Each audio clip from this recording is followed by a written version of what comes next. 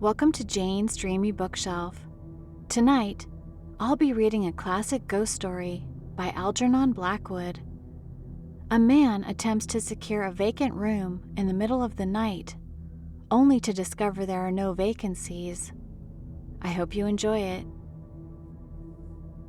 The Occupant of the Room by Algernon Blackwood. He arrived late at night by the yellow diligence, stiff and cramped after the toilsome ascent of 3 slow hours. The village, a single mass of shadow, was already asleep. Only in front of the little hotel was there noise and light and bustle for a moment. The horses, with tired, slouching gait, crossed the road and disappeared into the stable of their own accord, their harness trailing in the dust, and the lumbering diligence stood for the night where they had dragged it, the body of a great yellow-sided beetle with broken legs. In spite of its physical weariness, the schoolmaster, reveling in the first hours of his 10-guinea holiday, felt exhilarated, for the high alpine valley was marvelously still. Stars twinkled over the torn ridges of the Dent du Midi, where spectral snows gleamed against rocks that looked like solid ink, and the keen air smelt of pine forests, dew-soaked pastures, and freshly sawn wood. He took it all in with a kind of bewildered delight for a few minutes, while the other 3 passengers gave directions about their luggage and went to their rooms. Then he turned and walked over the coarse matting into the glare of the hall, only just able to resist stopping to examine the big mountain map that hung upon the wall by the door. And, with a sudden, disagreeable shock, he came down from the ideal to the actual. For at the inn, the only inn, there was no vacant room. Even the available sofas were occupied. How stupid he had been not to write. Yet it had been impossible, he remembered, for he had come to the decision suddenly that morning in Geneva, enticed by the brilliance of the weather after a week of rain. They talked endlessly, this gold-braided porter and the hard-faced old woman. Her face was hard, he noticed, gesticulating all the time, and pointing all about the village with suggestions that he ill understood, for his French was limited, and their patois was fearful. There he might find a room, or there, but we, alas, full. More full than we care about. Tomorrow, perhaps, if so-and-so give up their rooms. And then, with much shrugging of shoulders, the hard-faced old woman stared at the gold-braided porter, and the porter stared sleepily at the schoolmaster. At length, however, by some process of hope he did not himself understand, and following directions given by the old woman that were utterly unintelligible, he went out into the street and walked towards a dark group of houses she had pointed out to him. He only knew that he meant to thunder at a door and ask for a room. He was too weary to think out details. The porter half made to go with him, but turned back at the last moment to speak with the old woman. The houses sketched themselves dimly in the general blackness. The air was cold. The whole valley was filled with the rush and thunder of falling water. He was thinking vaguely that the dawn could not be very far away, and that he might even spend the night wandering in the woods, when there was a sharp noise behind him, and he turned to see a figure hurrying after him. It was the porter, running, and in the little hall of the inn there began again a confused 3-cornered conversation, with frequent muttered colloquy and whispered asides in patois between the woman and the porter, the net result of which was that, if Monsieur did not object, there was a room, after all, on the first floor, only it was in a sense engaged. That is to say, But the schoolmaster took the room without inquiring too closely into the puzzle that had somehow provided it so suddenly. The ethics of hotel keeping had nothing to do with him. If the woman offered him quarters, it was not for him to argue with her whether the said quarters were legitimately hers to offer. But the porter, evidently a little thrilled, accompanied the guest up to the room and supplied in a mixture of French and English details omitted by the landlady, and Minturn, the schoolmaster, soon shared the thrill with him and found himself in the atmosphere of a possible tragedy. All who know the peculiar excitement that belongs to high mountain valleys where dangerous climbing is a chief feature of the attractions will understand a certain faint element of high alarm that goes with the picture. One looks up at the desolate, soaring ridges and thinks involuntarily of the men who find their pleasure for days and nights together, scaling perilous summits among the clouds and conquering inch by inch the icy peaks that forever shake their dark terror in the sky. The atmosphere of adventure, spiced with a possible horror of a very grim order of tragedy, is inseparable from any imaginative contemplation of the scene. And the idea, Minturn gleamed from the half-frightened porter, lost nothing by his ignorance of the language. This Englishwoman, the real occupant of the room, had insisted on going without a guide. She had left just before daybreak 2 days before. The porter had seen her start, and she had not returned. The route was difficult and dangerous, yet not impossible for a skilled climber, even a solitary one, and the Englishwoman was an experienced mountaineer. Also, she was self-willed, careless of advice, bored by warnings, self-confident to a degree, queer, moreover, for she kept entirely to herself, and sometimes remained in her room with locked doors, admitting no one, for days together. A crank, evidently, of the first water. This much Minturn gathered clearly enough from the porter's talk, while his luggage was brought in and the room set to rights. Further, too, that the search party had gone out and might, of course, return at any moment. In which case, thus the room was empty, yet still hers. If Monsieur did not object, if the risk he ran of having to turn out suddenly in the night, it was the loquacious porter who furnished the details that made the transaction questionable, and Minturn dismissed the loquacious porter as soon as possible, and prepared to get into the hastily arranged bed and snatch all the hours of sleep he could before he was turned out. At first, it must be admitted, he felt very uncomfortable, distinctly uncomfortable. He was in someone else's room. He had really no right to be there.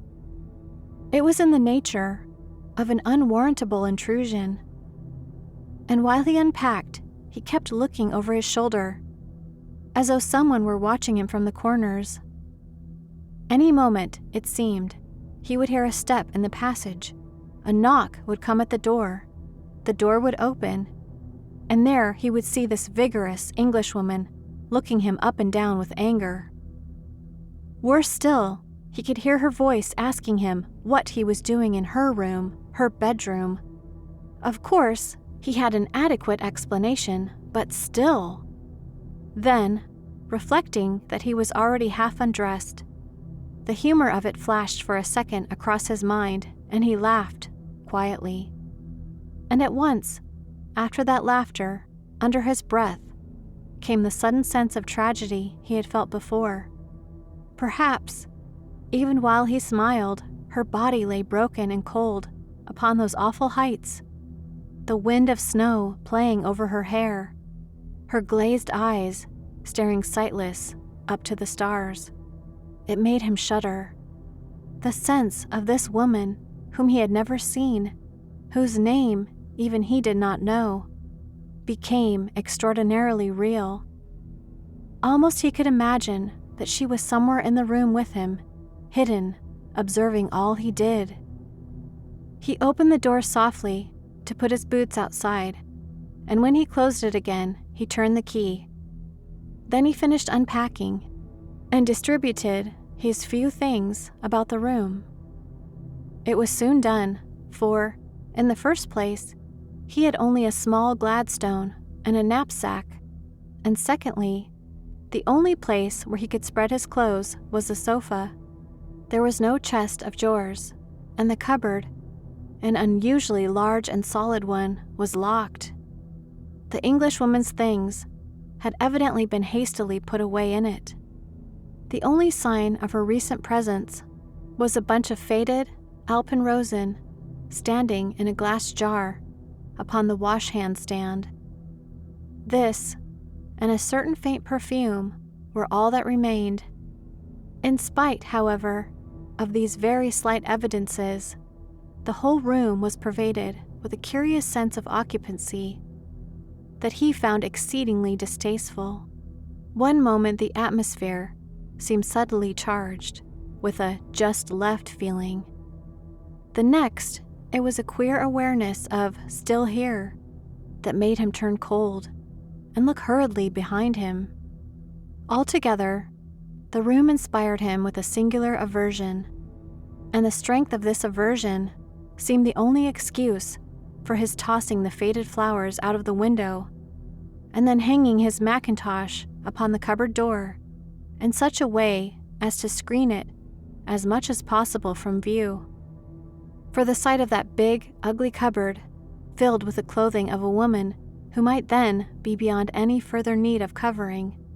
Thus, his imagination insisted on picturing it, touched him in a startled sense of the incongruous that did not stop there, but crept through his mind gradually, till it merged somehow into a sense of a rather grotesque horror. At any rate, the sight of that cupboard was offensive, and he covered it almost instinctively. Then, turning out the electric light, he got into bed.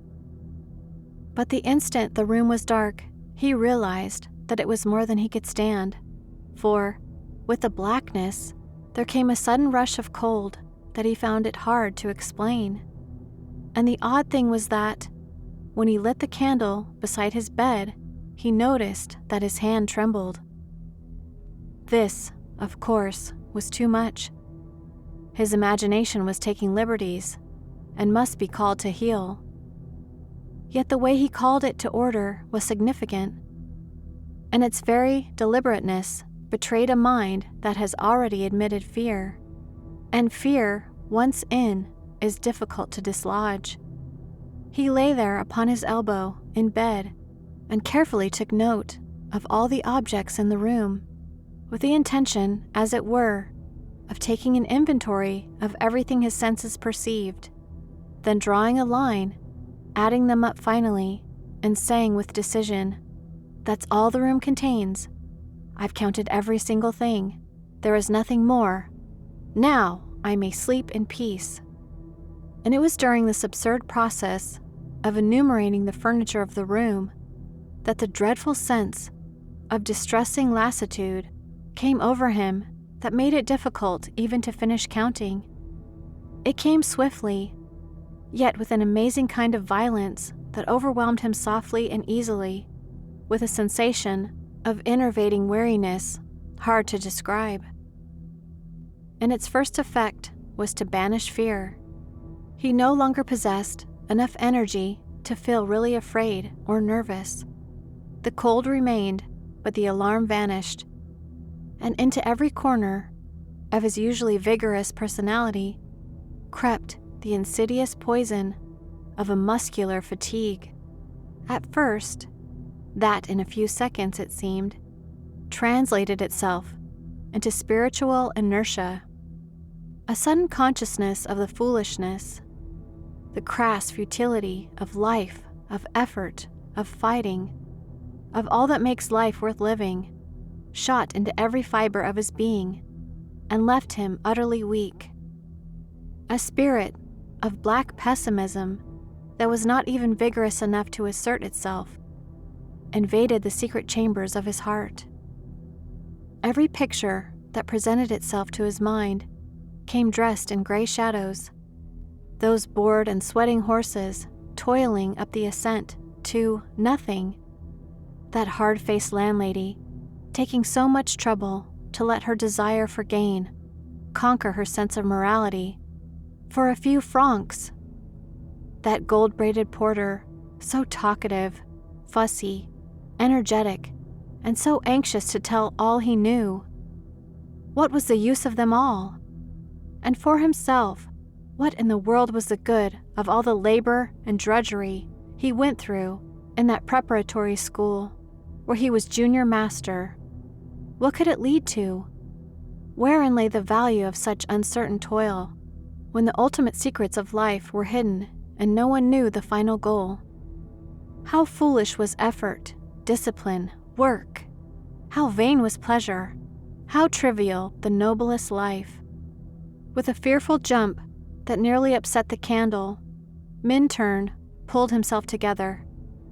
Such vicious thoughts were usually so remote from his normal character that the sudden vile invasion produced a swift reaction, yet only for a moment. Instantly again, the black depression descended upon him like a wave. His work, it could lead to nothing but the dreary labor of a small headmastership after all, seemed as vain and foolish as his holiday in the Alps. What an idiot he had been, to be sure, to come out with a knapsack, merely to work himself into a state of exhaustion, climbing over toilsome mountains that led to nowhere, resulted in nothing. A dreariness of the grave possessed him. Life was a ghastly fraud. Religion, childish humbug. Everything was merely a trap of death, a colored toy that nature used as a decoy. But a decoy for what? For nothing. There was no meaning in anything. The only real thing was death. And the happiest people were those who found it soonest. Then why wait for it to come? He sprang out of bed, thoroughly frightened. This was horrible. Surely mere physical fatigue could not produce a world so black, an outlook so dismal. A cowardice that struck with such sudden hopelessness at the very roots of life.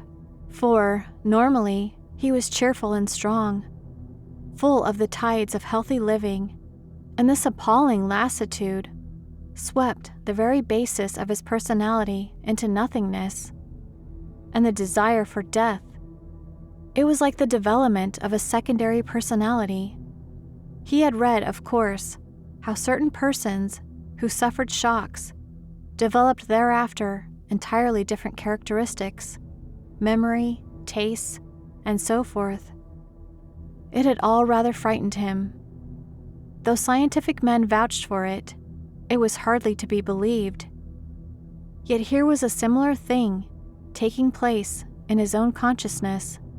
He was, beyond question, experiencing all the mental variations of someone else.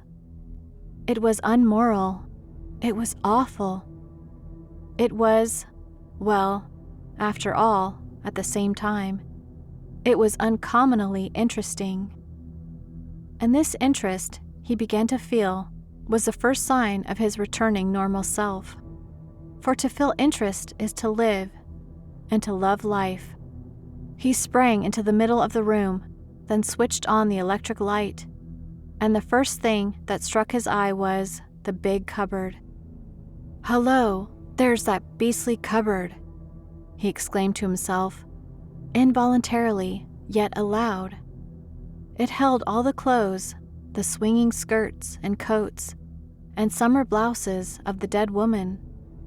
For he knew now, somehow or other, that she was dead.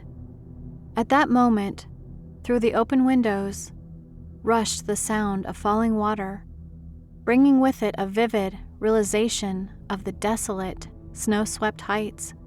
He saw her, positively saw her, lying where she had fallen, the frost upon her cheeks, the snow dust eddying about her hair and eyes, her broken limbs pushing against the lumps of ice.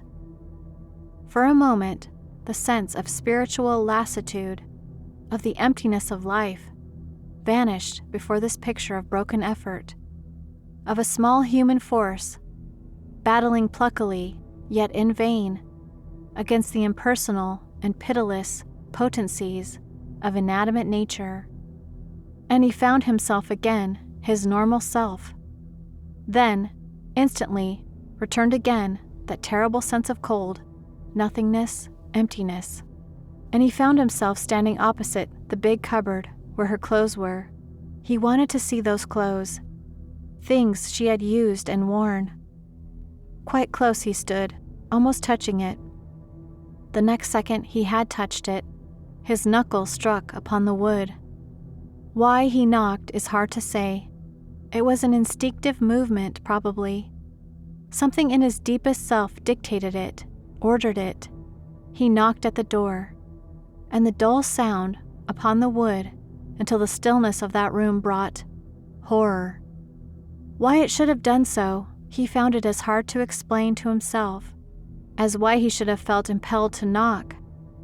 The fact remains that when he heard the faint reverberation inside the cupboard, it brought with it so vivid a realization of the woman's presence that he stood there shivering upon the floor with a dreadful sense of anticipation. He almost expected to hear an answering knock from within, the rustling of the hanging skirts perhaps, or worse still, to see the locked door slowly open towards him. And from that moment, he declares that in some way or other, he must have partially lost control of himself, or at least of his better judgment, for he became possessed by such an overmastering desire to tear open that cupboard door and see the clothes within, that he tried every key in the room in the vain effort to unlock it, and then, finally, before he quite realized what he was doing, rang the bell. But, having rung the bell for no obvious or intelligent reason at 2 o'clock in the morning, he then stood waiting in the middle of the floor for the servant to come, conscious, for the first time, that something outside his ordinary self had pushed him towards the act. It was almost like an internal voice that directed him, and thus, when at last steps came down the passage, and he faced the cross and sleepy chambermaid, amazed at being summoned at such an hour, he found no difficulty in the matter of what he should say. For the same power that insisted he should open the cupboard door also impelled him to utter words over which he apparently had no control. "It's not you I rang for," he said with decision and impatience. "I want a man. Wake the porter and send him up to me at once. Hurry, I tell you, hurry." And when the girl had gone, frightened at his earnestness, Minturn realized that the words surprised himself as much as they surprised her. Until they were out of his mouth, he had not known what exactly he was saying. But now he understood that some force, foreign to his own personality, was using his mind and organs. The black depression that had possessed him a few moments before was also part of it. The powerful mood of this vanished woman had somehow, momentarily taken possession of him, communicated, possibly, by the atmosphere of things in the room still belonging to her. But even now, when the porter, without coat or collar, stood beside him in the room, he did not understand why he insisted, with a positive fury, admitting no denial, that the key of that cupboard must be found and the door instantly opened. The scene was a curious one. After some perplexed whispering with the chambermaid at the end of the passage, the porter managed to find and produce the key in question.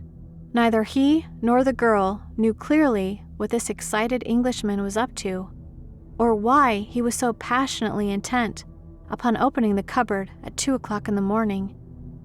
They watched him with an air of wondering what was going to happen next. But something of his curious earnestness, even of his late fear, communicated itself to them, and the sound of the key grating in the lock made them both jump. They held their breath as a creaking door swung slowly open. All heard the clatter of that other key as it fell against the wooden floor within. The cupboard had been locked from the inside. But it was the scared housemaid, from her position in the corridor, who first saw, and with a wild scream, fell crashing against the banisters. The porter made no attempt to save her. The schoolmaster and himself made a simultaneous rush towards the door, now wide open. They, too, had seen. There were no clothes, skirts, or blouses on the pegs, but, all by itself, from an iron hook in the center, they saw the body of the English woman hanging by the neck, the head bent horribly forwards, the tongue protruding. Jarred by the movement of unlocking, the body swung slowly round to face them. Pinned upon the inside of the door was a hotel envelope with the following words penciled in straggling writing: "Tired, unhappy, hopelessly depressed. I cannot face life any longer. All is black. I must put an end to it. I meant to do it on the mountains, but was afraid. I slipped back to my room, unobserved. This way is easiest and best."